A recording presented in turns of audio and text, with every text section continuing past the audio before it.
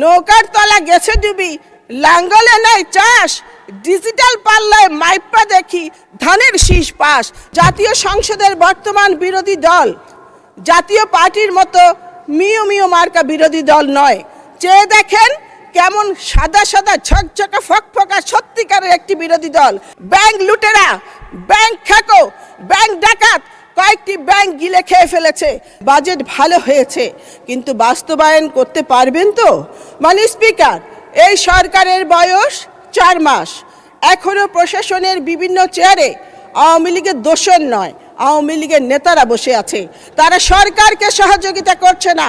এই দুষ্ট চক্রকে চেয়ারে বসিয়ে রেখে কতটুকু বাজেট বাস্তবায়ন করতে পারা যাবে ভেবে দেখার সময় হয়েছে। মাননীয় স্পিকার, জাতীয় রাজস্ব বোর্ডের কর্মকর্তারা সরকারের রাজস্ব আদায়ের চেয়ে নিজের রাজস্ব আদায়ে বেশি ব্যস্ত থাকে।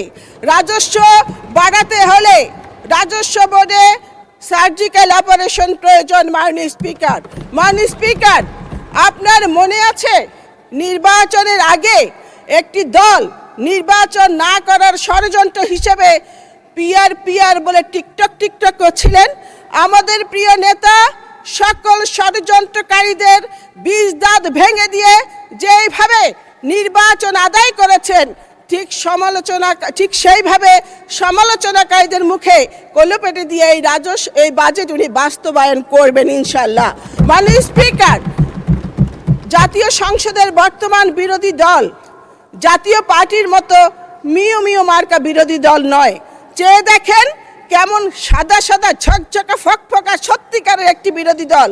উনারা যখন বাজেট নিয়ে সমালোচনা করেন আমরা কিছু মনে করি না, কিন্তু উনারা যখন বলেন যে উনাদের 168 সিট পাওয়ার কথা ছিল, বিএনপি ইঞ্জিনিয়ারিং করে তাদেরকে 68 সিট দিয়েছে, কথাটা সত্য নয়। আমি নির্বাচনের আগে ফেনীর এক নারী ভোটারকে জিজ্ঞেস করেছিলাম ভোটের কি অবস্থা।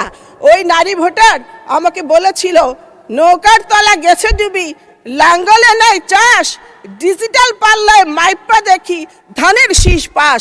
মাননীয় স্পিকার, আমাদের নেতা জনাব তারেক রহমানের উপর এদেশের মানুষের আস্থা এবং বিশ্বাসের কারণে আমাদের এই ভূমিধস বিজয়। মাননীয় স্পিকার, নিত্য প্রয়োজনীয় দ্রব্যের উপর কর ছাড় দেওয়া হয়েছে। আমি নিজে বাজার করি, আমি স্বস্তিতে আছি, এদেশের মানুষও স্বস্তিতে আছে। কিন্তু একটি কথা আছে, ব্যবসায়ীরা একবার দাম বাড়ালে এই দাম আর কমাতে চায় না। আজকে আমাদের কাছে ভোক্তাদের কাছে আপনার এই সুযোগ যদি দেওয়া হয় তাহলে এই বাজারকে জোর মনিটরিং করার আমি দাবি জানাচ্ছি, যাতে আমাদের মতো সাধারণ মানুষরা এই সুযোগটা পায়। মাননীয় স্পিকার, ব্যাংকের শৃঙ্খলা ফিরিয়ে আনার কথা বলা হয়েছে। ব্যাংকের হিসাব খুলতে টিআইএন যে বাধ্যতামূলক করার যে প্রস্তাব এবং সঞ্চয়পত্রের 10% কর কাটার যে প্রস্তাব, এই প্রস্তাব আমি প্রত্যাহার করার দাবি জানাচ্ছি। মাননীয় স্পিকার, কয়েকটি ব্যাংকের মালিক, ব্যাংক লুটেরা, ব্যাংক খাকো, ব্যাংক ডাকাত কয়েকটি ব্যাংক গিলে খেয়ে ফেলেছে। তারা গ্রাহকের টাকা লুট করে তারা বিদেশে আরামে আয়েশে জীবন যাপন করছে। আজকে গ্রাহকরা চিকিৎসার জন্য তারা টাকা তুলতে পারছে না। মাননীয় স্পিকার, যে সমস্ত লুটেরারা গ্রাহকের টাকা লুট করেছে তাদের কোনো ক্ষমা নেই, ক্ষমা হতে পারে না। তাদের সম্পত্তি নিলামে বিক্রি করে গ্রাহকের টাকা গ্রাহকের হাতে ফিরিয়ে দেওয়ার দাবি জানাচ্ছি। মাননীয় স্পিকার, 24 জুলাই আন্দোলনে আমাদের ফেনীর 11 জন জীবন দিয়েছে। তাদের পরিবার আমি এমপি হবার পর আমার সাথে এসে দেখা করে তারা পুলিশ প্রশাসন এবং আদালতের প্রতি ক্ষোভ প্রকাশ করে বলেছে পুলিশ প্রশাসন আসামিদের ধরছে না, আবার ধরলেও আদালত তাদের জামিন দিয়ে দিয়েছে। তারা আমাকে বলেছে আমরা আপনাদের কাছে কিছু চাই না, আমরা শুধু আমাদের সন্তান হত্যার বিচার চাই।